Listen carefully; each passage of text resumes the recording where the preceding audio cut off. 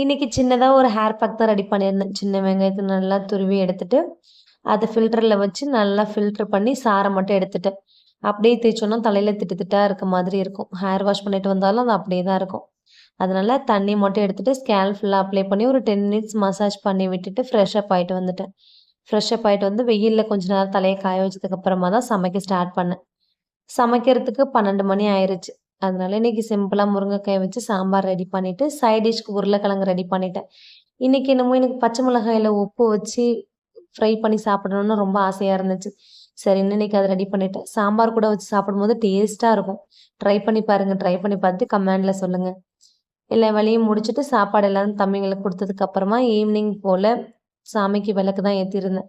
விளக்கு ஏத்திட்டு தம்பிங்கள் சாமி கும்பிட வச்சுட்டு, நானும் சாமி கும்பிட்டதுக்கு அப்புறமா தம்பிங்க எனக்கு கண்ணுல வைக்கிறேன்னு சொல்லி சண்டை போட்டு 2 பேரும் வச்சுட்டு இருந்தாங்க. புடிச்சிருந்தா லைக் பண்ணுங்க. நாளைக்கு ஒரு வீடியோல பார்க்கலாம்.